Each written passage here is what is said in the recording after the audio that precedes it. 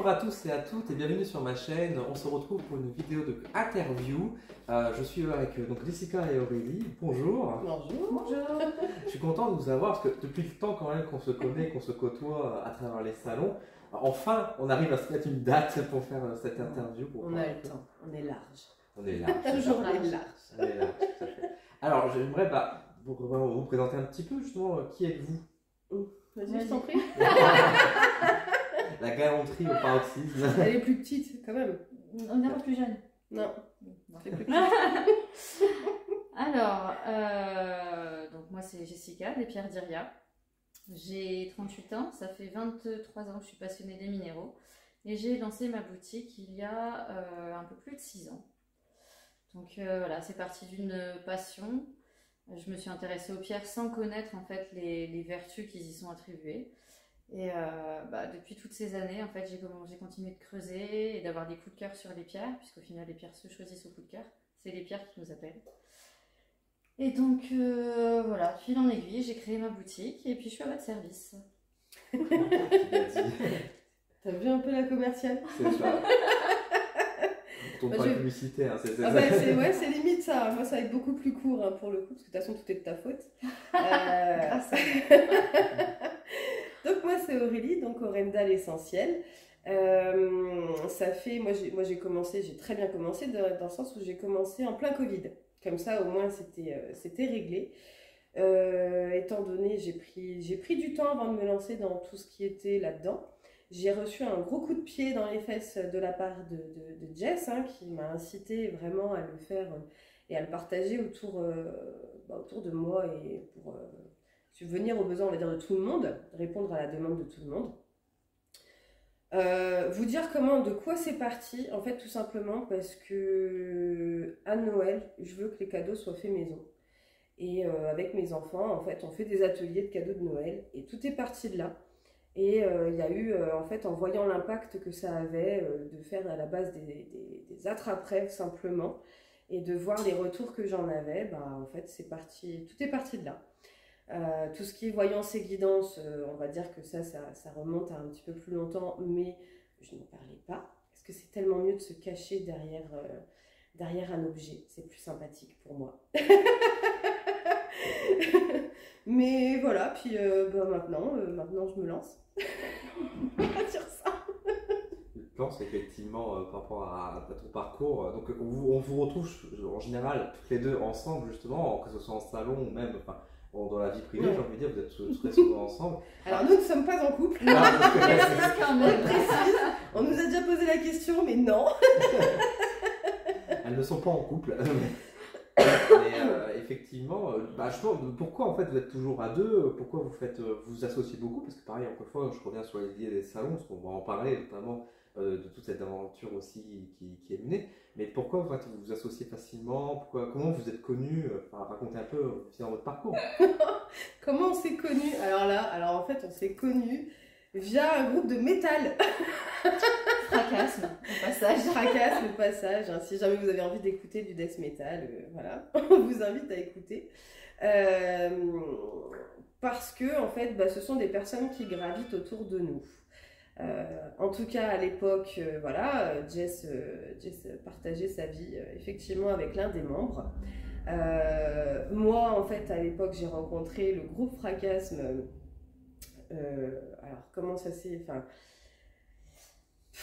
Sur un concert. Ouais, sur un concert. Un concert, on s'est connus sur un concert.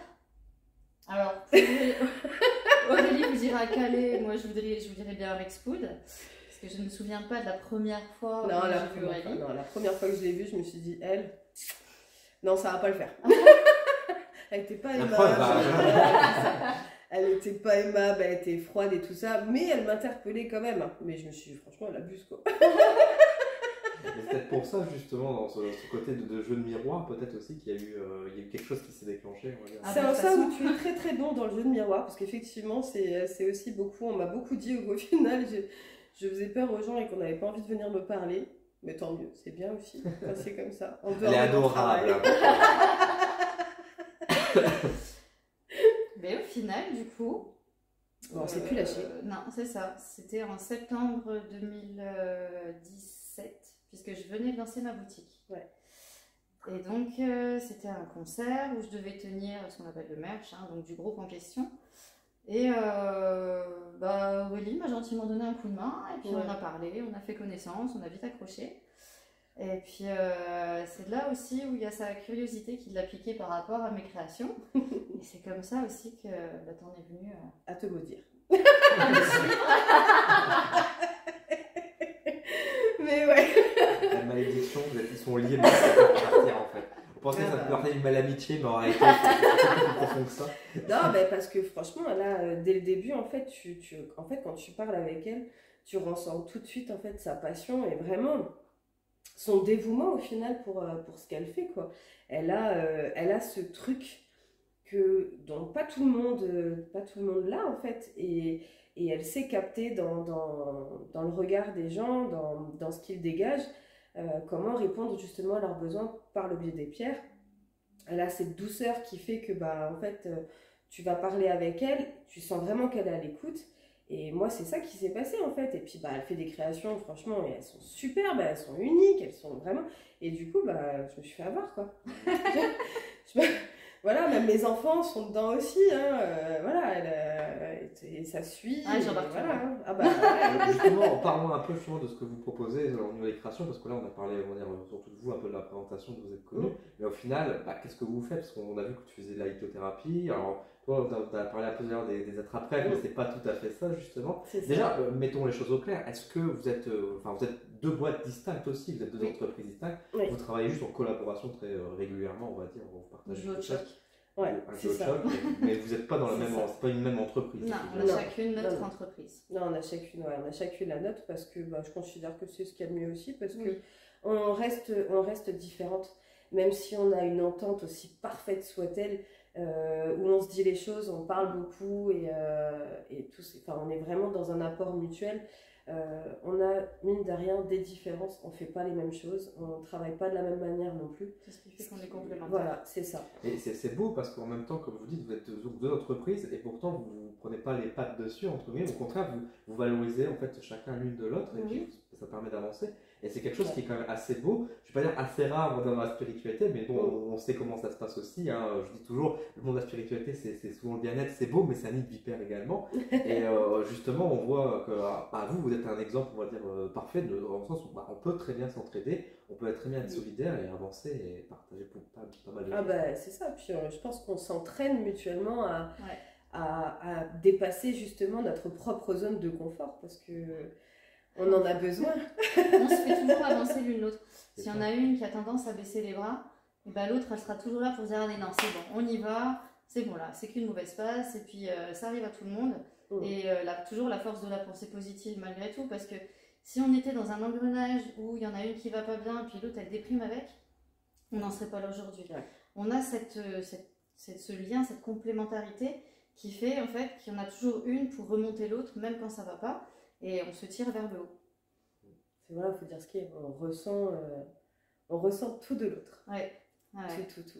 Parlons maintenant un peu plus justement de vos activités distinctes. Donc, on va peut-être commencer par toi, Jess, au niveau de tout ce qui est lithothérapie. Alors, qu'est-ce que tu proposes? Quelle est ta boutique, les pierres d'Iria, du coup, pour la nommer, hein? Alors, de base, forcément des pierres naturelles, j'insiste. C'est pas teinté, c'est pas du plastique, c'est pas chauffé. C'est quelque chose, on va en parler après. Parce que vraiment, c'est des choses que j'ai beaucoup de mal, j'adhère pas du tout. Donc, je vais proposer que ce soit des pierres sous forme brute. Après, donc c'est quand même la base, hein, de voir la pierre brute, c'est aussi intéressant. Il y a des personnes au niveau énergétique qui vont préférer vraiment la pierre au plus naturelle qu'elle puisse être. Voilà, précise un peu pour ceux qui connaissent, qui ouvrent un peu au champ de la lithothérapie, qui n'ont pas vraiment de compétences, qu'est-ce que tu entends par une pierre brute? Donc la pierre brute, c'est vraiment, on va dire, le caillou. Le caillou, quand on va se balader, même que ce soit en Auvergne, même ici au Cap Griné, au Cap Blanc-Nez, on va trouver de la marcasite, on va trouver de la pierrite, de la calcite à l'état brut. Donc c'est-à-dire, c'est vraiment soit les cristaux qui sont naturellement formés, qui n'ont pas été retravaillés, repolis derrière. Et pareil pour ce qui est des roches. Donc c'est vraiment, on va dire, oui, le joli caillou directement offert par la nature. Donc on va partir des morceaux bruts. Après, il y a forcément aussi des galets, des cœurs, des sphères, ce qu'on appelle aussi des formes libres quand on veut poser chez soi et que ça fasse qu'un minimum d'esthétique, ou le polissage qui permet de faire ressortir des couleurs. Et puis aussi des bijoux. Des bijoux, alors au plus simple, Je reste toujours dans la création artisanale malgré tout, puisque j'aime pas proposer ce qu'on voit partout.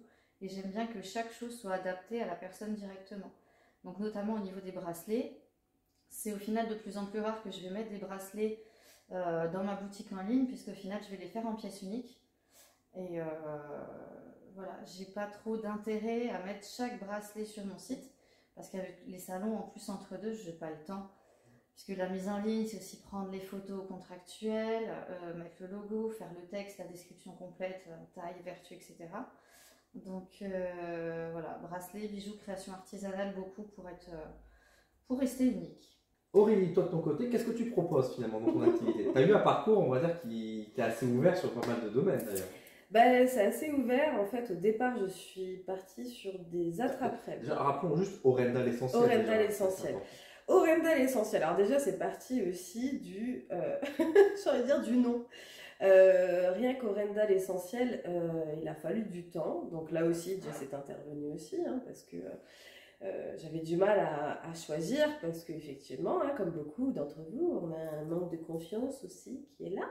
Donc j'ai beaucoup demandé aussi à Jess justement son avis sur les noms que je pouvais donner. Et puis en fait, Orenda l'essentiel, en fait, Orenda, c'est tout simplement parce que c'est l'essence même de ce que l'on a à l'intérieur de nous. Donc forcément, si on ne l'a pas, on n'est pas en vie en fait. Donc c'est pour ça que c'est essentiel. Donc c'est parti sur Orenda l'essentiel, tout simplement. Donc au départ, on est parti vraiment je suis vraiment partie sur de l'attrape-rêve vraiment pur. C'est-à-dire qu'il ne travaille que sur le sommeil et la protection de l'endormi, et également justement de repousser tout ce qui est cauchemar et les entités également. J'étais vraiment partie là-dessus. Et puis en fait, au fur et à mesure, je me suis rendu compte que je ne faisais pas que ça. Donc c'est pour ça que ce sont devenus aussi, au fil du temps, des créatures énergétiques. Donc c'est-à-dire que ces créatures énergétiques travaillent sur le développement de la personne. Elles sont uniques, j'en fais pas deux pareils, c'est comme si on voulait avoir deux enfants pareils, c'est juste pas possible. Même en faisant des jumeaux, ça marche pas. Et en fait, elles sont baptisées, elles ont leur prénom, elles ont leurs histoires et leurs propres énergies. Vraiment, la grosse différence entre l'attrape-rêve et la créature énergétique, c'est que l'attrape-rêve, on peut réellement, quand on respecte le savoir d'Asibikashi par rapport justement à la déesse qui a transmis le savoir à l'homme, on est sur deux formes, la ronde et à la forme en goutte. On est sur des couleurs naturelles, tout ce qu'on va retrouver dans la nature. Donc le vert, le marron, le noir, le blanc, le crème, ce genre de couleurs-là. Ça, on est vraiment sur la base de l'attrape-rêve même. La créature énergétique, elle, va avoir toutes les formes qu'elle a envie d'avoir en fait. Elle peut avoir tout type de forme et toute couleur. Ça, au moins, voilà, on est vraiment là-dessus. Même en termes de plumes utilisées. Sur les attrape-rêves, on va être sur des plumes naturelles qui n'auront pas été retouchées, même ramassées, même justement dehors, et après derrière, je les nettoie, je les purifie, je retravaille sur elles pour qu'elles soient vraiment dans des énergies positives. Et ensuite, les créatures énergétiques, elles, bon ben voilà, j'ai trouvé effectivement, on va dire, un fournisseur où les oiseaux sont choyés en fait, et ils ramassent les plumes. Forcément, elles sont traitées parce qu'effectivement, on ne peut pas trouver des dindes roses non plus, c'est pas possible. Hein. Donc, on a des plumes qui vont être de couleurs artificielles, mais où la plume reste naturelle. Vraiment, et ils cherchent absolument à faire des traités qui ne soient pas chimiques pour teindre les plumes. Bon, après, il y en a certaines où on ne peut pas vraiment faire autrement selon les couleurs qu'on recherche. Voilà. Mais voilà, on est vraiment sur des plumes naturelles. Des fils aussi naturels, il n'y a pas de fil en plastique ou ce genre de choses, on est vraiment sur du fil coton. Les créatures énergétiques en tant que telles, en fait, c'est un peu c'est en parallèle à la lithothérapie, parce qu'en fait, la créature va interpeller la personne sur qui elle peut travailler. La créature énergétique va travailler sur la protection de l'habitat en tant que tel, et donc de tous les êtres vivants qui y vivent. Ça veut dire les plantes, les animaux et les êtres humains. Le développement personnel va être surtout sur la personne qu'elle aura choisie, voire pour certaines créatures, la famille complète. Donc on est interpellé et effectivement, on lit son prénom, on lit son histoire, ses énergies, Et l'histoire interpelle énormément. Et c'est vraiment, c'est plus qu'un coup de cœur, c'est vraiment l'appel. On ressent que, voilà, il y a une aide, il y a un lien qui se crée tout de suite avec la créature. Et donc, on est vraiment sur un guide au quotidien, un thérapeute au final, parce que c'est malgré ce qu'on pourrait penser, en fait, on va communiquer avec elle. On va discuter avec elle, que ce soit par la parole, que ce soit par les regards. Voilà, on s'en occupe. Il n'y a pas grand chose à faire, hein, c'est dire bonjour, au revoir, voilà, c'est des petites choses comme ça. Si on a un gros coup de cafard, on peut justement évacuer tout ça. On peut lui adresser justement nos souhaits, nos envies, nos besoins. Et elle travaille sur nous en fait au quotidien, vraiment. Donc ça fonctionne comme ça pour les créatures énergétiques. Ouais, tout à fait, parce que pour parler un peu de mon exemple personnel, moi je possède une justement qui venait travailler notamment pour vous sur la question de l'amour pour soi, que c'était durant une période où j'en avais besoin justement, et puis comme tu dis, il y avait vraiment cet appel où vraiment on est fixé face à cette créature, on sent qu'il y a un truc à faire, et en général tu dis aux gens, allez-y, allez lire le message et après on en parle. Et en général, on n'a pas besoin d'en parler beaucoup plus parce que le message est déjà extrêmement parlant. Et effectivement, une fois que je l'ai amené chez moi et que je l'ai installé, donc il est au-dessus de ma chambre, je le mettrai peut-être en partage en vidéo. Ça a commencé vraiment à travailler et c'est vrai que je me suis senti beaucoup mieux, et notamment sur cette question de l'amour pour soi, où dans un passage où j'étais beaucoup plus triste, on va dire à ce niveau-là, ça allait beaucoup mieux et je me sentais beaucoup plus confortable aussi sur la question du célibat, etc., qui était une grande question aussi à travailler. Je pense que vous le savez à ce niveau-là. En parlant des créatures, justement, alors ce qui est intéressant, c'est que toutes les créatures, comme tu dis, ça peut être tout et n'importe quoi, dans le sens où c'est dans toutes les grandes formes. Et tu as parlé qu'il y avait des plumes, mais il y a également des pierres qui sont installées dessus. Et également, tu as commencé à faire cette année, c'était des créatures en 3D, carrément. Donc... En fait, la forme de 3D, il y a une certaine notion d'urgence aussi, mine de rien. Énergétiquement parlant, on est sur un level supérieur où il y a vraiment une notion de là, il faut agir maintenant. Il faut agir tout de suite. Ça veut dire que la personne en tant que telle se retrouve en fait un peu face à un mur ou coincée dans sa vie et n'arrive pas à avancer. Et donc là, c'est le coup de boost en fait. C'est un peu le coup de pied aux fesses, quoi. Qui permettrait à la personne justement d'avancer de ce côté-là. Donc il y a d'autres projets, j'ai d'autres projets encore. On va en parler, voilà.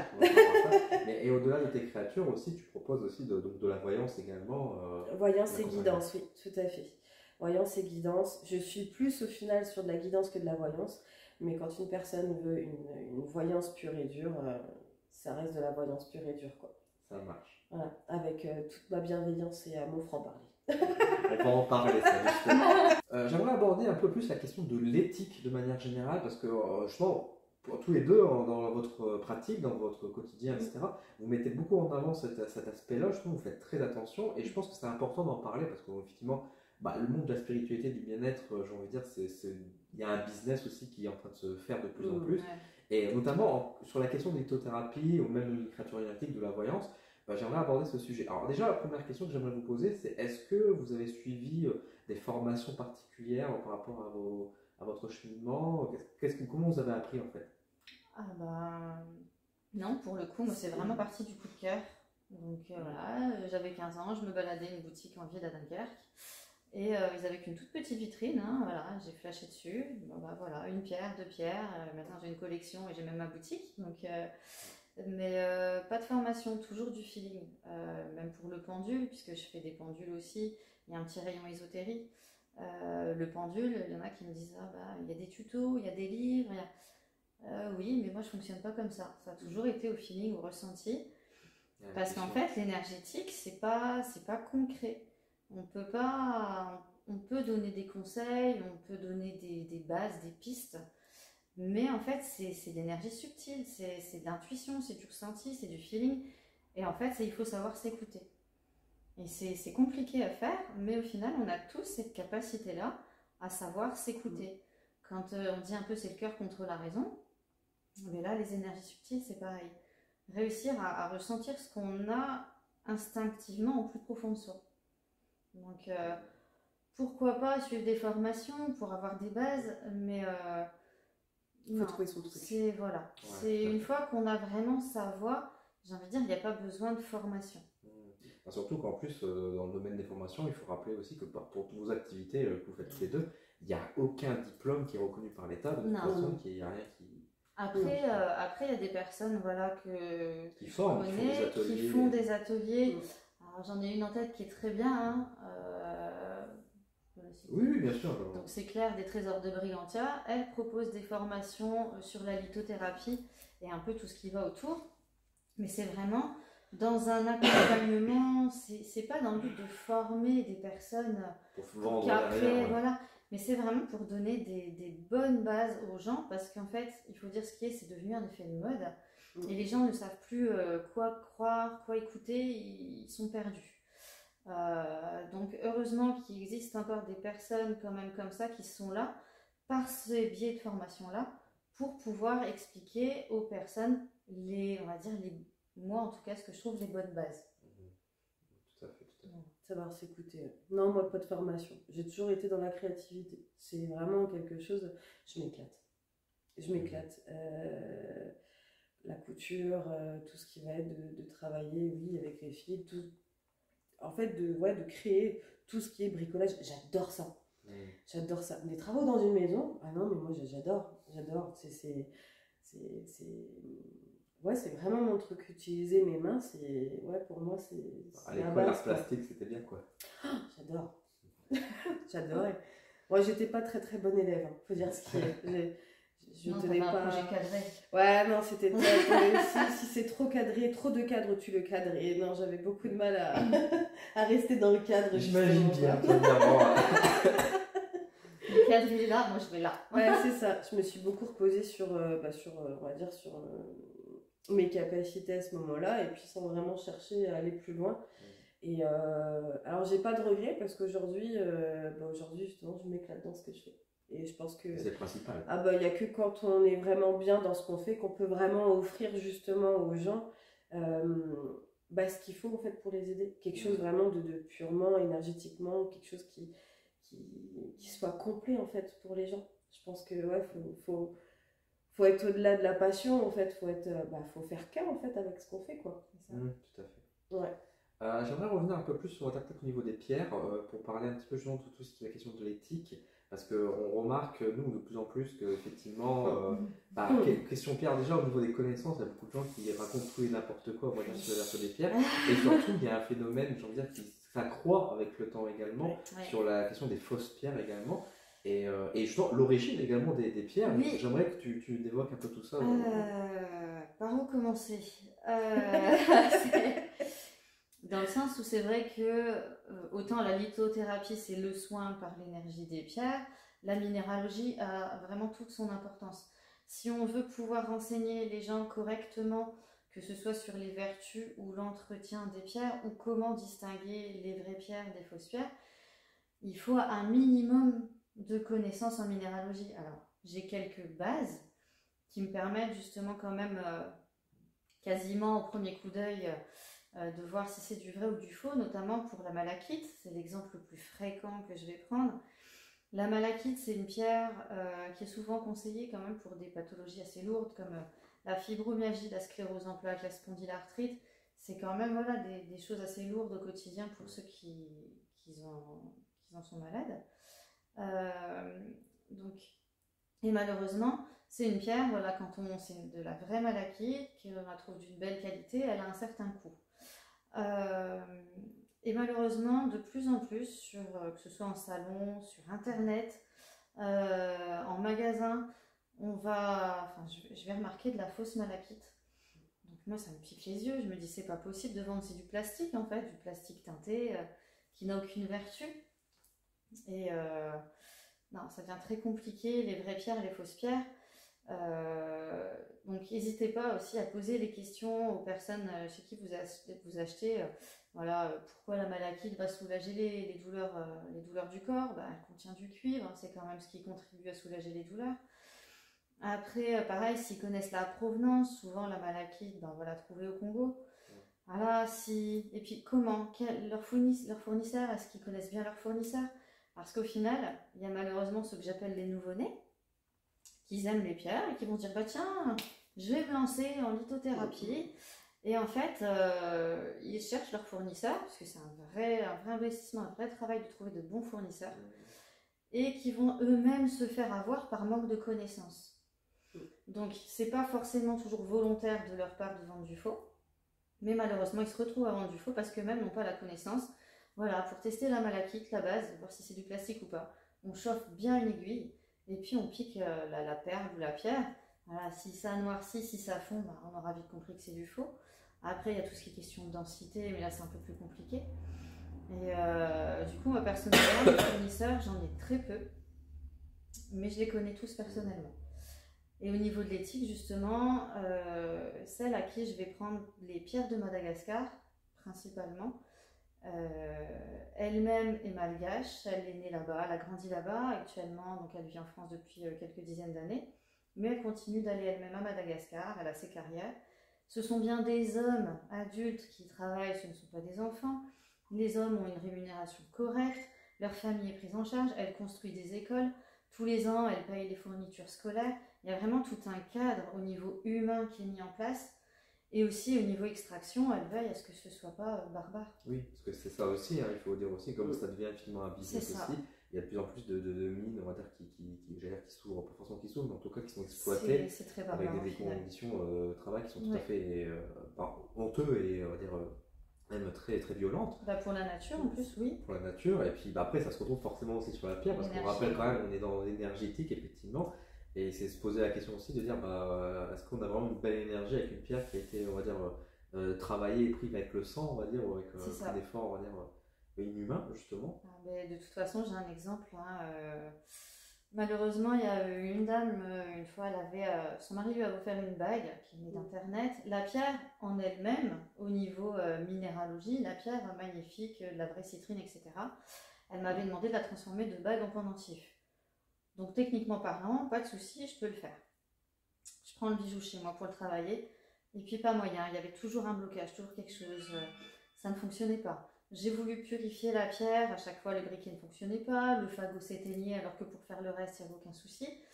Et au final, un ressenti comme quoi il y a eu du sang sur cette pierre en fait. Il y a quelque chose de pas net, et j'ai prévenu cette dame, j'ai expliqué, et vraiment, il s'est passé quelque chose à l'extraction de cette pierre, ou au niveau quand elle a été travaillée facettée, il y a eu quelque chose de pas clair, de pas positif, qui a impacté la pierre et qui reste ancré dedans. Donc au final, cette dame n'est jamais venue reprendre sa pierre. Et moi, les deux côtés du gros sel, sachet noir, est hors de mon habitation. Mais vraiment, la manière dont l'extraction se fait, le respect de la nature, pouvoir remercier la nature de ce qu'elle nous offre aussi, parce que c'est pas, je veux pas d'une exploitation à la chaîne où on se sert dans la nature de ces énergies, de ce qu'elle nous offre, pour en faire un business pur et dur. Et justement, par rapport à cette question-là, on s'aperçoit aussi qu'il y a certaines pierres qui deviennent de plus en plus rares, en fait, justement, et qui, je ne vais pas dire qu'ils disparaissent, mais qui, en tout cas, sur le marché, je pense par exemple à la moldavite, c'est ça, oui. Et qui aussi prétexte à de nombreuses pâles copies, parce que justement, pour rappeler un peu qu'est-ce que c'est la moldavite, c'est quand même une pierre qui est tout à fait étonnante. C'est particulier. La moldavite, elle s'est formée il y a plusieurs millions d'années, c'est donc une météorite qui s'est crachée, on va dire, en République tchèque, et qui s'est mélangée au silice de la terre de là-bas. Donc elle appartient à la famille, ce qu'on appelle des tectites, mais c'est la seule tectite verte. On l'a trouvée principalement en République tchèque, et il y a eu des éclats qui ont été un peu jusqu'en Allemagne. Donc c'est vraiment les seuls lieux géographiques d'où peut provenir la moldavite. Sauf que voilà, ça s'est fait il y a des millions d'années, donc c'est une pierre qui est quand même limitée en quantité. Et elle a été découverte il y a quand même plus de 100 ans, si je dis pas de bêtises. Et forcément, quand elle a été découverte, extraction massive.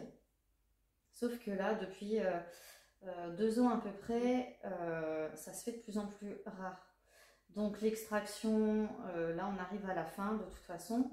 Ça va être de plus en plus compliqué d'en trouver. Les prix ont explosé. Déjà que c'était une pierre rare et coûteuse. Là, les prix en 2 ans, ils ont été facilement multipliés par 3. Et là où il faut se méfier, c'est que c'est une pierre qui est quand même recherchée pour ceux qui connaissent. On en trouve de moins en moins, les prix explosent et du coup, les faux explosent aussi. j'ai eu l'occasion de voir deux sortes de faux en moldavite. Le faux qui saute aux yeux d'un verre qui n'est pas du tout le verre de la moldavite, on dirait une perle en plastique, voilà.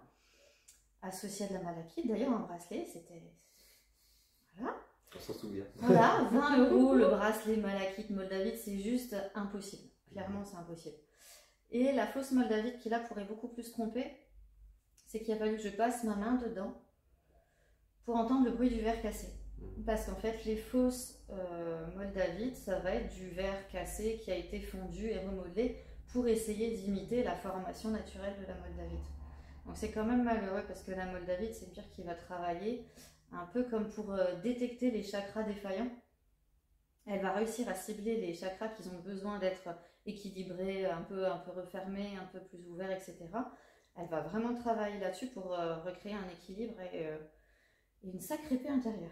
Tout à fait.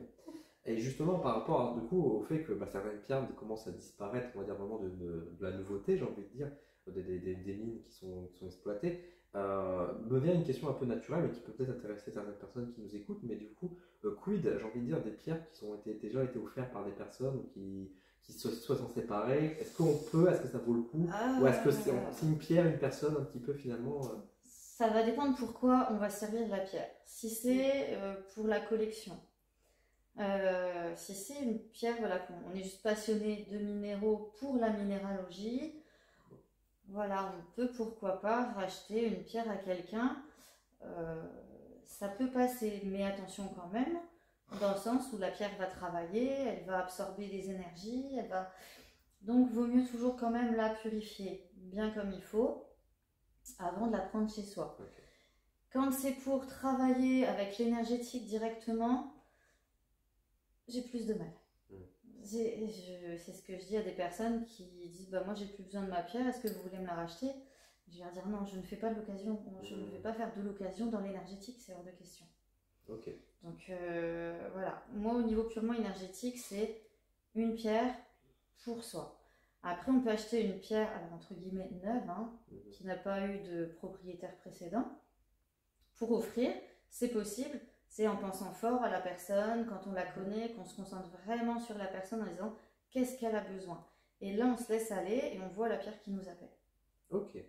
Et dernière information, mais on a besoin de souligner quand même à toute fin utile, qu'on rappelle que les pierres ne soignent pas. Elles sont, tout à fait. Rappelons quand même, parce que c'est pareil, tout ça fait, c'est un soutien, parce que dans la question de l'éthique, on voit parfois passer, effectivement, que ce soit dans des livres ou dans des salons, des personnes qui vont parfois donner des remèdes miraculeux à des pierres. Et on rappelle que c'est illégal d'ailleurs d'avoir ce genre de propos. Pour la santé, il faut rester quand même faut rester correct. Il y a de toute façon la médecine traditionnelle et la médecine alternative. La médecine alternative ne remplacera jamais un traitement médical traditionnel. Je ne vais jamais me permettre de dire à quelqu'un, écoutez, prenez de la malachite, vous allez pouvoir arrêter vos antidouleurs, vos anti-inflammatoires. Je ne peux pas me permettre de dire ça. C'est vraiment, la lithothérapie, c'est un soutien au quotidien pour un mieux-être au quotidien. Il y a une espèce de complémentarité qui va être là. Ouais, et il y a des personnes qui vont être réceptifs à tout l'énergétique, et il y en a qui vont l'être moins, et il y en a qui vont ne pas l'être du tout. Alors que pourtant, ils ont ces croyances-là. Mais la réceptivité ne se fait pas, donc c'est vraiment... Non, il ne faut pas déconner non plus, quoi. On reste, faut avoir le respect quand même. Si on a des médecins, c'est pas pour rien non plus, quoi. Tout à fait. Je me tourne vers toi maintenant, Aurélie, pour parler un peu, je pense, de la question de l'éthique. Alors toi, au niveau des créatures énergétiques, bon, à part certaines personnes qui vont parler d'attrape-rêve pour des créatures, voilà, parce que, au final, t'es seul à finalement proposer ce genre de choses, de créatures énergétiques. Oui, tout à fait. Il y en a après qui essayent de me copier, ce qui m'agace un petit peu, mais en fait, je me dis c'est que ça veut dire que je fais un très bon travail aussi. Oui, tout à fait. Mais oui, non, créature énergétique, je suis la seule à pouvoir le proposer, effectivement. Attrape-rêve, on en voit, mais chacun fait son avis. Mais pour avoir cette connaissance au niveau d'Assibikashi et de l'histoire vraiment de l'attrape-rêve, etc., j'ai le respect de justement des traditions qui ont été et de respecter les couleurs et les formes des attrape-rêves.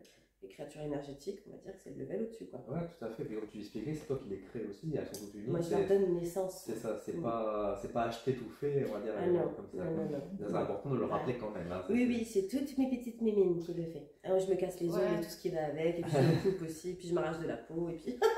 Et quel plaisir, hein, bien. C'est ça, mais carrément, je changerais pour rien au monde ce que je fais, quoi. Du coup, pour parler un peu d'éthique, vous voulez enchaîner plutôt, madame, sur la côté voyance et guidance, où pour ceux qui te connaissent un peu, notamment en salon C, on sait que tu es assez cash, justement, à ta manière d'évoquer les choses, mais toujours avec beaucoup d'amour et beaucoup de bienveillance. Ah, toujours. Et moi-même, étant dans le domaine de la voyance, après tout, ma chaîne dit voyance, c'est pas pour aller à ça.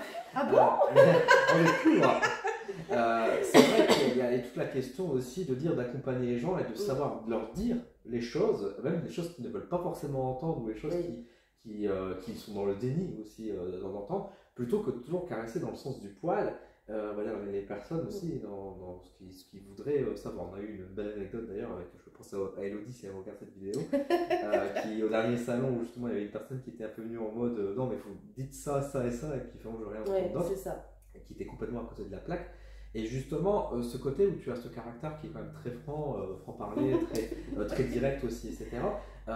Comment ça se passe dans tes séances avec les gens? Est-ce que c'est plutôt bien pris? Est-ce qu'au contraire, tu as déjà eu des contrariétés avec des personnes, justement? Je pense que les gens qui ne sont pas prêts de recevoir, on va dire, et d'être harponnés, bisous Anaïs, quand voilà, le terme harponné est vraiment effectivement bien trouvé, et je pense que les personnes qui ne sont pas prêtes, de toute façon, ne viennent pas. Ils franchiront pas la porte. Parce que il y a des personnes qui vont venir et je sais que je ne les reverrai pas. C'est parce que ça les aura trop chamboulés. Mais j'ai envie de dire que derrière, voilà. Après, derrière, ils font leur travail, il n'y a aucun souci là-dessus. Moi, j'ai envie de dire que je ne suis pas là pour les voir à vie ou les voir tous les mois tout au long de leur vie, quoi. Moi, l'objectif, c'est qu'à un moment donné, justement, ils prennent conscience eux-mêmes que pour pouvoir avancer, en fait, il faut se comprendre soi-même. Et donc oui, j'ai un franc-parler, c'est vrai, j'ai un franc-parler qui est là, mais j'ai le respect aussi. Et puis, il y a souvent, je pleure aussi avec eux. Ah, tout à fait, il y a de l'émotion aussi qui est derrière. C'est pas parce que justement, tu peux te montrer, entre guillemets, violente, mais pas violente dans le sens où tu fais du mal, mais juste, il y a un côté cash qui rappelle un peu le scorpion, entre guillemets, qui est aussi, mais qui en même temps vient cibler juste, on va dire. Cancer, scorpion, cancer, ascendant scorpion, on y va. Voilà, on pique. Mais malgré tout, deux signes d'eau, beaucoup d'émotions également. Oui, c'est ça, mais je pense que c'est ce qui fait aussi le fait que, heureusement que j'ai ma carapace, hein, mine de rien, parce que ça me permet de ressentir et de voir vraiment beaucoup de choses. Et, parce que quelque part, ma marque, entre guillemets, c'est de ressentir les traumas. En général, c'est les traumas que je vais percevoir et que je vais ressentir comme si ça leur arrivait sur l'instant. Okay. Ce qui peut être très, très perturbant selon les traumas qu'il y a, mais ça me permet aussi de pouvoir encore mieux accompagner la personne quand c'est nécessaire. Justement, tu parlais que de l'accompagnement, tu parlais tout à l'heure de guidance aussi, que tu faisais beaucoup. Il est important aussi de noter que malgré, on va dire, les messages que tu peux porter, etc., tu restes quand même aussi beaucoup sur la notion de libre arbitre de la personne, que les gens qui viennent te voir, qui viennent te consulter, etc., à aucun moment tu leur dis quoi faire. C'est le contraire, tu leur donnes les clés aussi. Ouais, non, ils font leur choix, tout dépend de leur propre dynamique aussi. Après, effectivement, j'ai aussi des thérapies holistiques que je propose, et c'est vrai que quand on entame une thérapie, il y a vraiment un suivi. Mais ils sont libres de parler un petit peu, je pense, de ce que c'est tes thérapies holistiques. Les thérapies holistiques, en fait, c'est une thérapie, hein. C'est juste que je n'ai pas le diplôme de thérapeute. En fait, où on va travailler justement sur tous les traumas. Donc, c'est une séance à peu près toutes les 4 à 6 semaines. Et c'est une séance à cette période-là pour travailler justement sur tous les traumas, toutes les blessures en fait.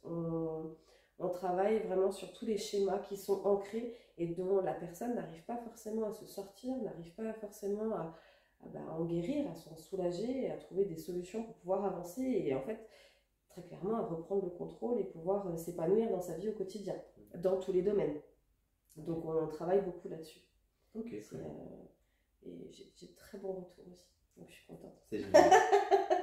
Avant de parler de tout ce qui est, on va dire, le sujet au salon, parce que j'aimerais quand même aborder ce sujet assez important, j'aimerais savoir, enfin, présenter un petit peu comment sont vos journées, justement, vous en tant qu'entrepreneur, comment vous vous organisez, comment vous travaillez finalement en dehors des salons, justement, mais après on évoquera les salons également. Bah déjà, effectivement, il y a les salons qui vont être le week-end. On essaye, j'ai dit bien on essaye, d'avoir le lundi de repos. Oui. Au moins la demi-journée du lundi. Ce qui est compliqué en tant que tel. Parce qu'il y a toutes les obligations qui vont avec. Hein. En tout cas, pour ma part, il va y avoir toutes les créations. Je vais avoir les suivis thérapeutiques, justement. Donc, je vais avoir les rendez-vous, en fait, qui vont être là. Les rendez-vous pour les voyances, les guidances, les thérapies holistiques. Et de là, il faut aussi que je trouve le temps pour tout ce qui est création. Donc, je ne suis pas des plus, des plus actives sur les réseaux sociaux parce que, en fait, t'as pas le temps, tout simplement. J'ai pas le temps. Et puis, rappelons-le aussi, voilà. vous êtes quand même tous les deux mamans, vous avez Oui. quand même des enfants également. Avec mes 2 crapauds. Bisous aux crapauds. Je vous aime, Michel. Mais du coup, ouais, forcément, c'est très intense. Et puis tu évoquais justement que les salons, c'était le week-end. Donc, pareil, on imagine très bien effectivement, la vie de famille qui est toujours aussi un peu impactée. Ah, toujours. Donc, une vie de famille qui n'est pas toujours évidente, on va dire, à suivre. Parce que, comme tu dis, toute la semaine déjà, entre la voyance, les créations, toi de ton côté, pareil, tu as les créations avec les pierres. Aussi, on va dire, refaire ton stock également. C'est ça. Et la communication animale aussi. La communication animale. Et la communication animale. Plus après, on rajoute du coup, on va dire, effectivement, on va dire, la vie de famille à suivre. Et comme tu évoquais justement un peu en off, c'est aussi la vie sociale, ça prend un coup également. Quoi. Ah c'est vrai que on a tous des rythmes différents. Donc c'est-à-dire que on va dire que la plupart des gens vont avoir au moins leur dimanche de repos. Je dis bien la plupart. Je sais qu'il y en a beaucoup qui travaillent le dimanche aussi. Mais du coup, on n'a pas du tout le même rythme. Et pour voir les amis, passer des soirées et organiser des soirées avec les amis qui ont eux-mêmes des enfants et pour que les enfants puissent se voir et créer du lien, enfin voilà, et entretenir leur amitié. Être auto-entrepreneur, c'est une vie de grande solitude malgré tout. Enfin, grande solitude. C'est mine de rien, c'est grâce au salon. Je pense que pour ça que je voudrais parler un peu des Ouais. salons qui sont pour moi une grande source d'épanouissement aussi. Et Mais sinon, c'est vrai que quand on est auto-entrepreneur, clairement. 7 sur 7. Ah, c'est du lundi au dimanche, quoi. C'est du lundi au dimanche, tout le temps. On n'arrête pas parce que, j'ai envie de dire, comme tout le monde, hein, on a aussi tout ce qui est la gestion de la maison aussi à faire. Tout ce que les gens ont à faire en plus de leur boulot, nous on l'a en plus du boulot aussi. Et donc, c'est vraiment sans du parler que, bien sûr, après, la question du stress aussi, finalement, aussi à gérer. Pas du tout, voyons. L'aspect, je pense notamment sur l'aspect financier, parce que forcément, je veux dire, nous, on, en plus, les comptes à rendre, on est notre propre patron également. Oui. Et c'est vrai que, surtout vous, de votre côté, alors toi, tu fais aussi, on va dire, du service aussi avec la voyance et également derrière. Mais je veux dire, vous êtes très dépendant aussi de vos ventes. Oui. Donc ça demande d'avoir du stock, de devoir gérer, etc. Je pense que toi aussi, tu as la boutique, les photos, etc. à préparer, etc. La gestion client aussi à faire, hein, qui prend énormément de temps. Hein, c'est comme pour justement la boutique en ligne, là où c'est plus compliqué avec les pierres, c'est que les personnes ont besoin aussi de pouvoir ressentir l'énergie des pierres. Alors sélectionner sur un site, c'est pas toujours simple. Moi-même, je le ferai pas facilement, donc je peux comprendre qu'il y a un blocage aussi de la part des gens. Mais c'est pour ça que je m'efforce de faire les photos contractuelles sous diverses lumières, sous différents angles. Et rien que ça prend un temps fou. Sur ces 2 derniers jours, j'ai réussi à mettre 30 produits en ligne. Mais 30, on se dit, c'est pas beaucoup par rapport à la quantité. Mais en fait, ça fait 15 produits par jour. Et vraiment, du matin jusqu'à hier soir, j'en ai eu jusqu'à 22h. Parce que justement, il y a les photos, il y a après la mise en ligne, le texte, et puis entre deux, forcément, il y a les clients aussi qui vont m'envoyer des messages. J'ai vu ça sur votre site, mais est-ce que c'est bien celui-là qu'on reçoit? Est-ce que vous pourriez m'envoyer encore d'autres photos ou des vidéos? Donc je vais prendre le temps d'aller chercher le produit dans la boutique, de prendre sous différents angles, différentes lumières, etc. pour envoyer vraiment le plus fidèlement possible à la personne qui souhaite commander. Parce que mon but, c'est pas de vendre pour vendre. C'est vraiment de vendre pour apporter du bien-être, du soutien au quotidien aux personnes qui en ont besoin. Tout à fait. Et justement, une précision à apporter qu'on n'a pas forcément mis en avant, on a un peu sous-entendu, mais vous n'avez pas du tout de boutique physique. Hein, vous faites que du en ligne et on va dire du service. D'où justement la transition, on va dire, avec les salons. Oui. Bah, il y a un petit peu une boutique physique. Oui. Mais voilà, c'est un aménagement. C'est un aménagement et que tu mets souvent durant des portes ouvertes, surtout. Alors, portes ouvertes et les mardis et jeudis. Les mardis et jeudis en période scolaire, les gens peuvent passer. Alors, c'est 10h midi, 14h, 16h, parce qu'en fait, je suis encore à devoir m'adapter aux horaires scolaires. Mais les gens peuvent passer comme une boutique classique sur ces plages horaires. Mais on rappelle quand même que ça reste chez toi. C'est-à-dire que c'est quand même, on va dire, à ton domicile, t'as pas un lieu à consacrer vraiment, on va dire, par rapport à ça, quoi.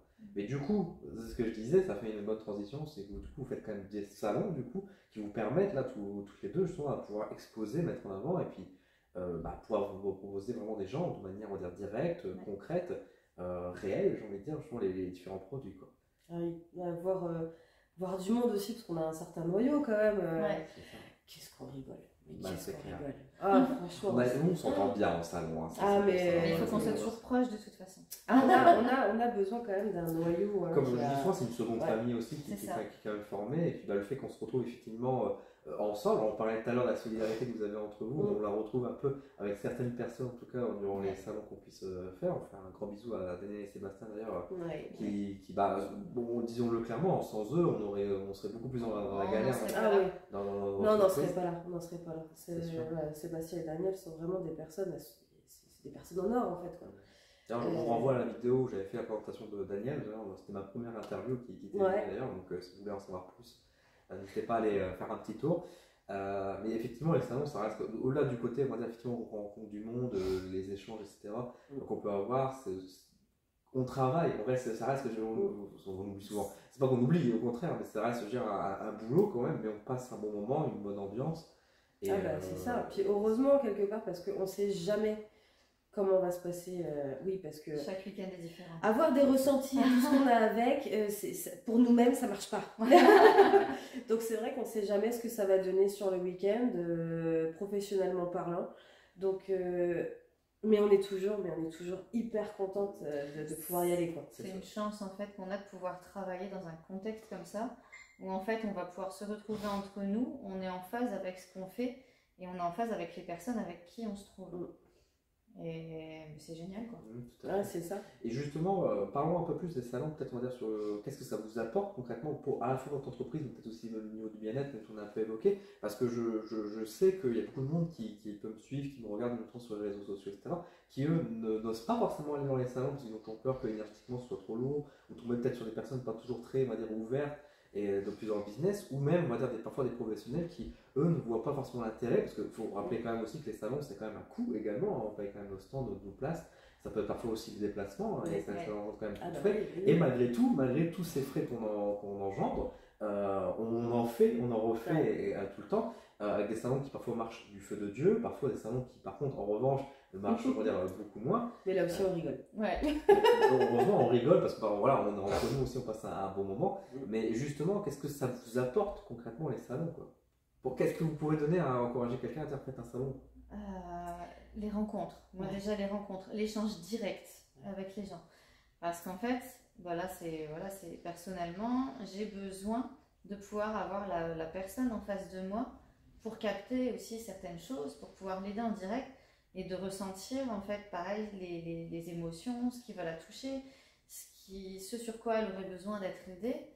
Et puis il y a des rencontres, des liens qui se créent comme ça avec des personnes à la base, ce sont des visiteurs qui viennent découvrir et au final on parle, et ils reviennent le lendemain, et ils reviennent le surlendemain. Et puis maintenant ça fait 1 an et demi qu'au final on les voit, on les revoit. Et c'est enrichissant dans le sens où on voit l'évolution en fait des personnes qui sont venues à notre rencontre. Et en fait, c'est gratifiant là-dessus parce qu'on est là pour les aider et on se rend compte, quelque part, la mission elle est réussie. Donc oui, on doit vendre puisque comme tout le monde, on a nos factures à payer. Mais ça va bien au-delà de ça. Même si c'est juste des échanges avec des personnes et qu'elles vont rien acheter. Il y aurait eu de l'échange et le fait de pouvoir avoir des nouvelles après et savoir qu'elles vont mieux, qu'elles ont évolué, qu'elles ont avancé, rien que ça c'est super. C'est là où c'est très gratifiant, justement, et ça ça nous conforte et réconforte aussi par rapport à ce que l'on fait. Et on se dit qu'au final, c'est juste génial quoi, de voir des gens qui rayonnent au final. Aujourd'hui, on a vu vraiment une évolution. Ouais, tout à fait. Et puis dire qu'on a un peu participé, même à une petite échelle. C'est ça. C'est gratifiant aussi pour nous, dire qu'on est sur la bonne voie aussi finalement. C'est rassurant. Ça nous rassure effectivement. Quoi. Non, on fait de sacrées rencontres, même professionnellement parlant. Ouais. On a les gens qui viennent, puis on a aussi les rencontres professionnelles. Et d'autres exposants. D'autres exposants, hein, vraiment. Sur différentes pratiques et tout, avec qui on a effectivement. Et même dans les guidances, hein. Moi je vois les guidances d'Hello, effectivement. Je t'embrasse d'ailleurs. Et c'est vrai que Hello, elle a cette douceur et cette franchise aussi qui est là.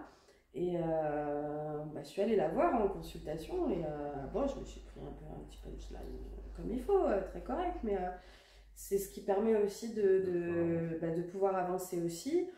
J'ai eu le soin aussi avec Seb aussi, hein.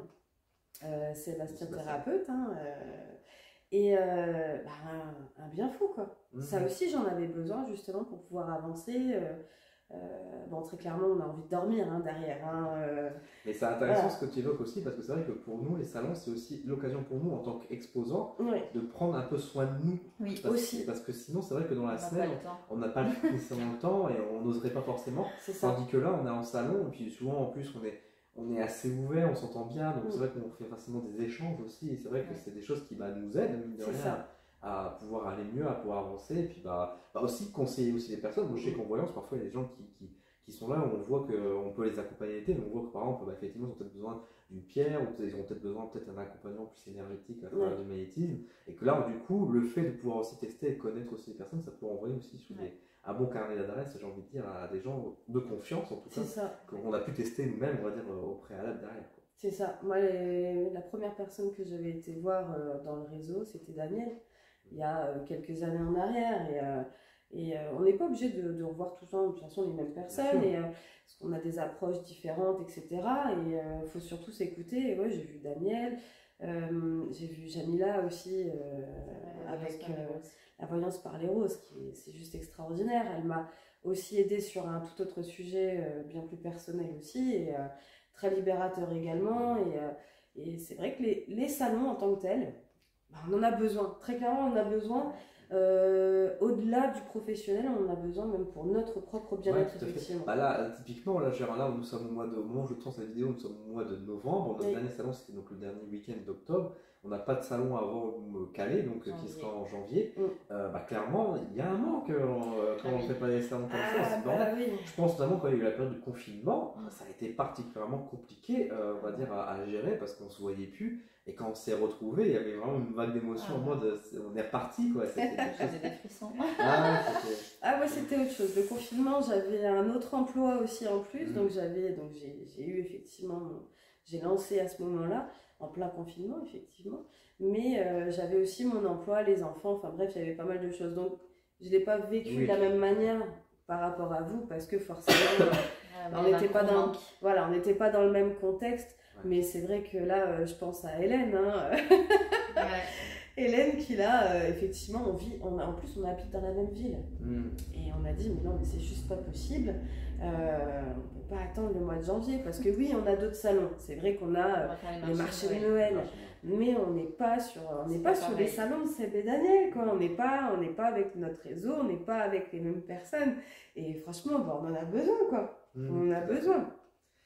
Justement, par rapport au salon, pour terminer un peu là-dessus, effectivement, dans les salons, on se retrouve parfois avec de nombreux exposants qui peuvent parfois pratiquer aussi la même chose que nous. Alors, pas forcément les créateurs énergétiques, encore une fois, peut-être des gens vont des attrape-rêves. Par contre, en revanche, les gens confondent. Il y a souvent beaucoup de vendeurs de pierres également qui sont dans le salon, parce qu'il y a aussi beaucoup de gens qui se lancent dans la vente de lithothérapie. Je veux dire, mon gré, malgré, parce qu'on sait qu'il y a certaines boutiques qui ont tendance à parfois un peu. Les nouveaux-nés. À s'écarter. Et de même que les copieurs. La question de la voyance aussi, il faut dire les choses aussi, régulièrement, il y a beaucoup de gens qui font de la voyance, etc. Nous, on n'est pas du tout dans un esprit de compétition, justement, au contraire, etc. Et j'aimerais qu'on aborde un peu ce sujet-là, parce que au final, tout le monde a sa place en fait, dans les salons. Oui. Tout le monde a sa place, parce qu'on a tous des pratiques différentes. On a tous des connaissances. Moi je vais mettre un léger petit Je dis voilà. Dans le sens où, si effectivement, il y a des personnes qui effectivement vont vendre du faux ou ce genre de choses, là, ça fait hérisser le poil. S'il y a des propos qui sont effectivement, n'allez pas chez un tel ou n'allez pas chez une telle, non, c'est hors de question. Chacun doit faire en fait son cheminement, ira voir la personne qu'elle a envie d'aller voir. Il faut avoir ce respect-là par rapport à ça.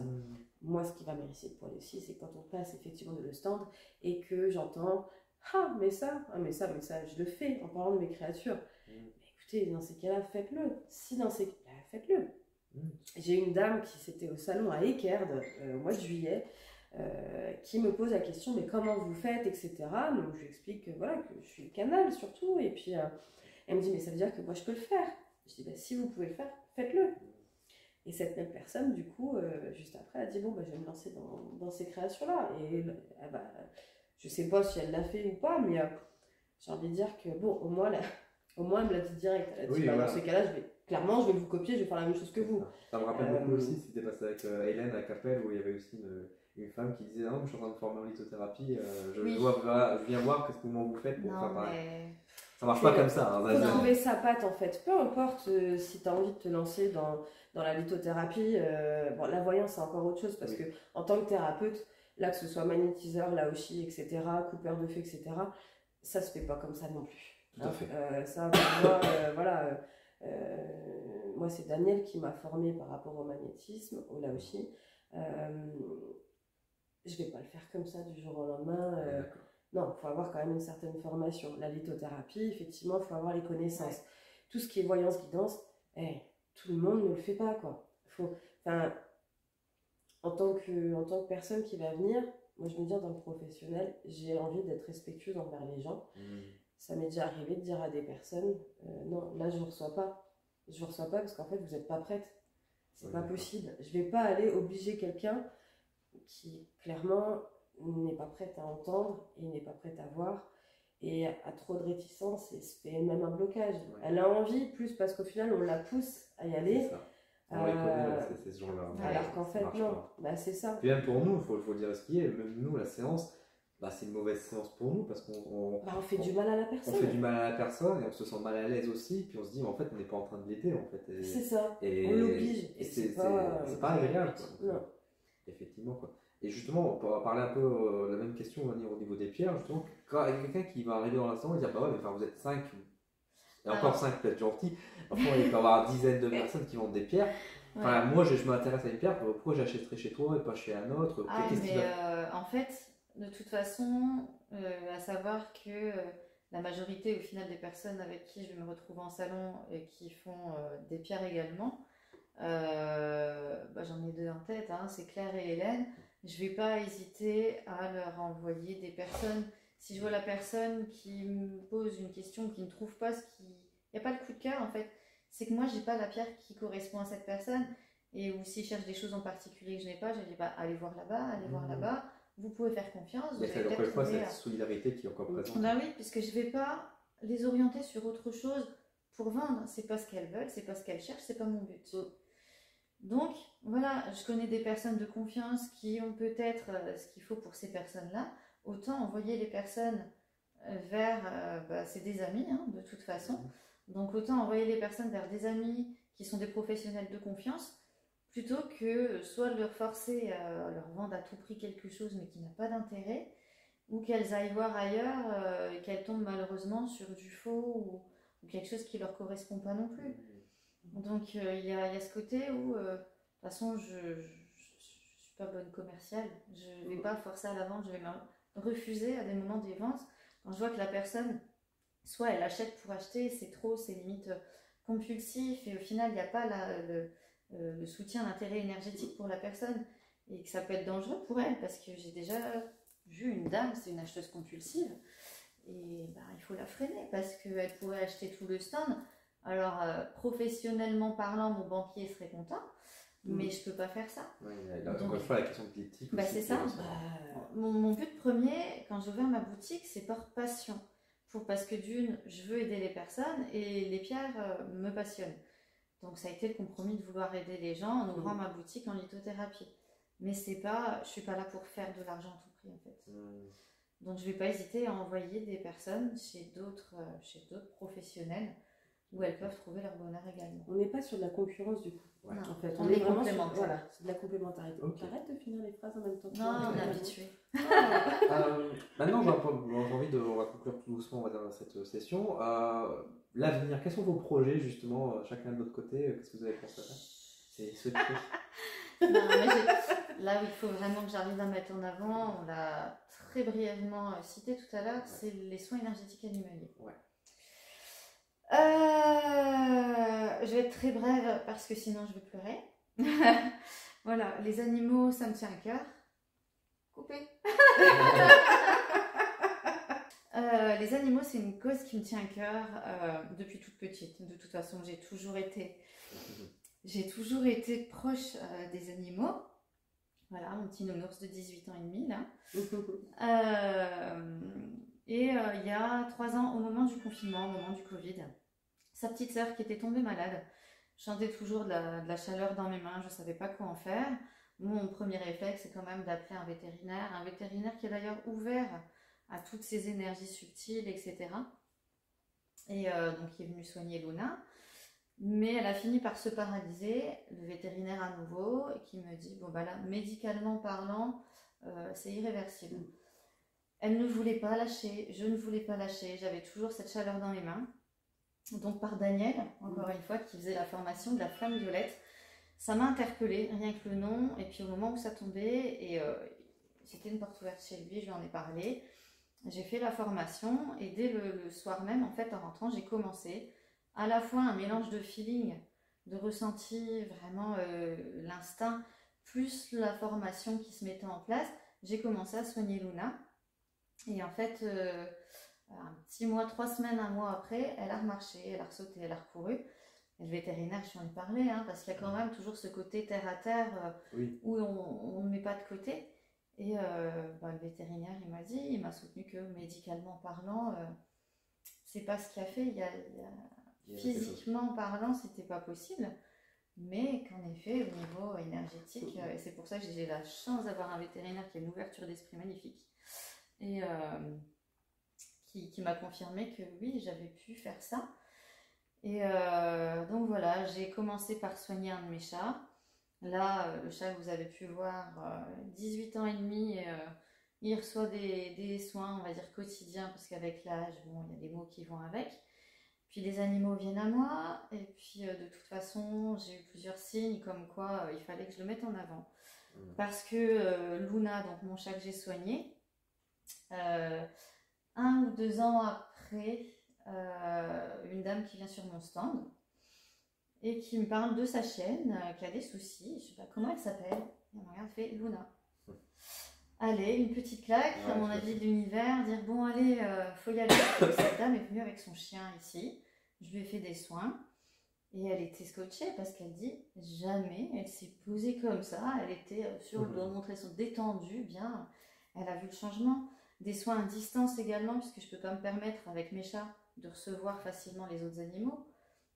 Donc je travaille sur photo à distance et j'ai également les retours positifs. Et pareil, j'ai pas fait, mis à part la flamme violette, au niveau énergétique, j'ai pas fait de formation, ça me vient, ça va être des images, ça va être des mots, ça va être... C'est des choses qui me viennent sans que j'explique forcément pourquoi. Du coup, tu as une connexion avec les animaux et voilà. Et c'est ce que tu développes de plus en plus voilà. aujourd'hui. Et niveau litho-animaux aussi, alors c'est pas... c'est des petits pendentifs à glisser sur les colliers pour les animaux qui ont des colliers. J'insiste aussi sur le fait qu'un chat qui ne sort pas ou qui ne supporte pas de collier, on ne va pas forcer lui mettre un collier pour lui mettre un pendentif. Il y a d'autres moyens. C'est glisser les pierres dans un panier s'il va se coucher souvent au même endroit. Des formes libres ou d'autres pierres brutes, pourquoi pas poser un endroit qui peut aller se coller dessus. Les fleurs de vis ou les gamelles. Il y a plein de choses en fait au niveau... Les animaux, ils n'ont pas ce côté terre à terre que l'être humain peut avoir. Et ils ont préservé leur instinct, leur intuition. Et ils savent s'écouter beaucoup plus facilement que nous.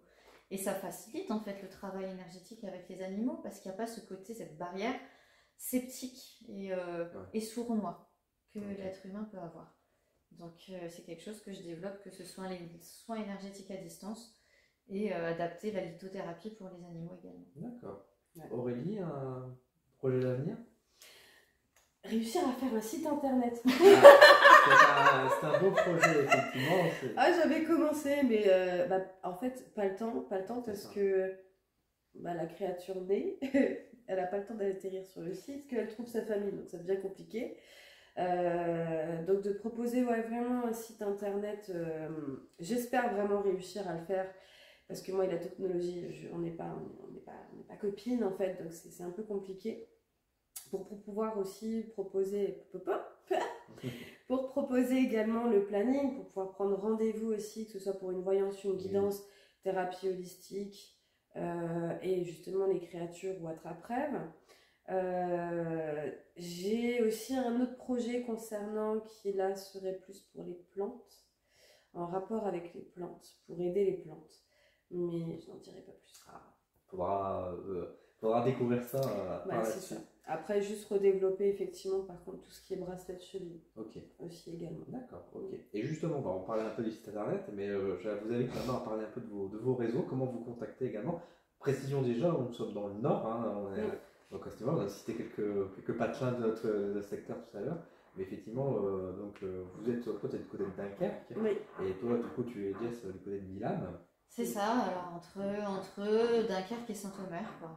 J'ai un large rayon entre le Nord et le Pas-de-Calais. Après, on fait beaucoup de salons également, donc on est quand même majoritairement effectivement dans le Nord, mais on se déplace également, on va dire, maintenant tout doucement. Et c'est Sébastien qui nous emmène un peu plus du côté de la Somme, un peu de l'Oise, un peu la Belgique également. Donc voilà, il y a moyen quand même de nous voir. On ne débarque pas encore dans le sud, mais peut-être qu'un jour, il va nous annoncer qu'on sera à Marseille.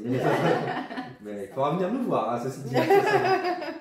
Mais donc on peut vous voir quand même, on va dire en salon en tout cas, peut-être plus facilement. On est facilement joignable. Voilà, c'est ça. Et justement, pour vous joindre, comment on peut faire du coup? Quels sont vos réseaux, on va dire, de prédilection? Premier, c'est la page Facebook. Donc la page Facebook, donc ça c'est les Pierres d'Iria. Les Pierres d'Iria, et il y a également le site. Le site, on va retrouver, il y a la partie boutique forcément, mais il y a aussi tous les articles, comment purifier, recharger les pierres, les index par mot, les index par pierre. Il y a aussi des conseils qui sont donnés. Voilà, de manière très large, le site est là pour donner un maximum d'informations au plus clair possible pour pouvoir orienter les gens sur la bonne voie. Et toi Aurélie, comment on peut te contacter? Me contacter, ça va être... je suis bien plus réactive par téléphone, donc il y a tout ce qui est... Parce qu'il y a... Messenger ne veut pas me donner les notifications, donc j'ai du mal à recevoir les notifications Messenger. Donc je suis joignable facilement par téléphone, on peut m'appeler ou on m'envoie un message. Forcément, si on m'appelle et que je décroche pas parce qu'à ce moment-là je suis en rendez-vous ou autre, dans ces cas, on n'hésite pas à me laisser un message et je rappelle. Via la page Facebook, effectivement, on peut me contacter aussi quand même, parce que je regarde Messenger quand même tous les jours pour les messages. Et en fait, le site internet par la suite. Vraiment par la suite, parce que du coup, sur ma page Facebook... De toute façon, tous les liens seront sous la description de la vidéo, etc. Et puis le jour où ton site il sera prêt... c'est ça, parce que mine de rien, j'ai sur la page Facebook, je ne mets pas que des photos des créatures énergétiques. Je mets aussi des articles. J'avais fait des articles sur toutes les émotions primaires et secondaires. Il y avait tout ce qui était aussi les liens toxiques, tout ce qui est les relations aussi également. Il y a des articles qui sont là. Donc il y a tous les articles en fait que j'ai écrits. Je ne copie pas les articles. C'est vraiment ma patte à moi, c'est ma plume à moi. Du coup, je partage effectivement sur les réseaux Facebook et Instagram. J'essaye un peu TikTok, mais vraiment la technologie et moi, c'est vraiment pas copine. Non, on va réussir à trouver un arrangement. Ouais, tout à fait. Et justement, par rapport à vos produits, donc que ce soit les pierres ou les créatures énergétiques, est-ce que les gens peuvent commander, même s'ils habitent dans le sud par exemple, est-ce qu'ils pourront recevoir chez eux ou pas? Alors, les pierres, oui. Là, justement, je suis occupée de faire l'inventaire et la mise en ligne des dernières pierres, encore que j'ai pas eu le temps de mettre en ligne. Donc oui, il n'y a pas de souci, c'est des envois suivis. Après, à eux de choisir l'option assurance, sans assurance. Mais il n'y a pas de souci que ce soit, même en Belgique, on m'a demandé en Suisse, j'ai déjà envoyé en Grèce et en Martinique. Donc il n'y a pas de souci. Ils voyagent. C'est ça. Par contre, les créatures énergétiques, c'est plus compliqué. Alors, c'est plus compliqué parce que je n'ai pas confiance aux transporteurs. Tiens donc. Il y a des tailles où j'aurais pas de souci à les envoyer, qu'elles soient en 3D ou qu'elles soient en forme classique. Sauf qu'il y a des tailles, je ne pourrais pas. Très clairement, des tailles XXL comme je peux faire. Oui, parce que j'ai montré à travers la vidéo notamment différentes créatures, autant il y a certaines de petites tailles, mais il y a certaines qui sont quand même effectivement très grandes. C'est ça. Dès qu'on va être sur des tailles où le diamètre seulement va être, on va dire, à partir de 50 cm de diamètre, là ça commence à devenir un peu compliqué, sachant que j'en fais des formes pas rondes. Donc là, ça peut devenir très compliqué à envoyer. Donc non, les petites tailles, oui. Les mêmes en 3D, il n'y a pas de souci. Je peux. Mais il y a des tailles que je ne pourrais pas envoyer. Et puis honnêtement, après, il faut voir au niveau du prix de l'envoi.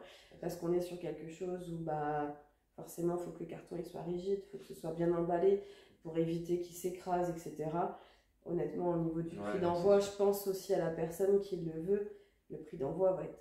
ça risque d'être très salé quand même. Pas le choix, si les gens veulent des créatures énergétiques, ils ont qu'à venir en salon. C'est ça. Faites la route, ça vaut le coup, même si vous avez plus de 2 heures de route, 3 heures de route, il faut venir. Mais vous ennuierez pas en tout cas avec nous, on sera content. Ouais. Ah, puis on parle. De ce côté-là, on est beaucoup dans l'échange. Ouais. C'est sûr. Un mot de la fin, est-ce que vous voulez partager un petit mot à l'humanité, un petit conseil, une phrase de sagesse, je ne sais pas, à la personne qui va nous écouter? Là, il n'y a rien qui me vient, sincèrement. Non, moi je suis plutôt, je suis dans une période qui est hyper dynamique et j'ai envie de danser, de rire, de chanter, de tout ça. Et je pense que vraiment le truc c'est qu'il faut vivre. Vraiment, il faut vivre. Et même si on a un temps pourri, hein, même si on a du vent, de la pluie, etc., on en a besoin. On est sur une période justement où on se purifie aussi nous-mêmes. Ouais. Et j'ai toujours dit que l'année 2024 serait la concrétisation de nos projets de 2023. 2023, c'est l'année de tous les possibles. On l'avait dit dès la fin de l'année dernière, on l'avait dit. L'année de tous les possibles. L'année de tous les possibles, c'est cette année l'année de tous les possibles. 2024, on récoltera. Donc, il ne faut pas hésiter à mettre en place ces projets, à oser en fait et à sortir de sa zone de confort. Voilà. Si en fait j'ai un mot de la fin. Tu couperas. Je ne pense pas qu'il y ait de bonnes ou de mauvaises situations. Je chante la vie, je vis la vie, je danse la vie. Je ne suis qu'amour. Évidemment. On verra si je coupe. Oh non, moi aussi, il ne faut pas couper. Non, mais ça revient en fait, au plus tu disais, mais c'est vrai, il faut vivre, et c'est vrai, mais du coup j'ai ces phrases qui me viennent en tête, c'est je chante la vie, je danse la vie, j'aime la vie, je vis la vie, je ne suis qu'amour. Donc voilà, c'est la petite touche d'humour, amour de fin. Ouais, c'est important. En tout cas, merci beaucoup Jessica Aurélie pour cette belle interview. En tout cas, je pense que maintenant les gens que vous connaissent un petit peu mieux sur vos pratiques, sur ce que vous pouvez proposer. Maintenant, j'ai envie de dire, on a hâte de vous rencontrer, vous qui êtes derrière, la caméra, mais techniquement derrière votre ordinateur, derrière votre téléphone, je ne sais pas, mais en tout cas, de venir nous voir à notre rencontre, de venir discuter et découvrir justement un peu vos merveilles, hein, j'ai envie de dire, vos trésors, que j'ai essayé, je pense, en montage vidéo, justement, de mettre en avant, de proposer, de faire ça au plus propre possible. Merci beaucoup. Merci à toi. Elles sont complices.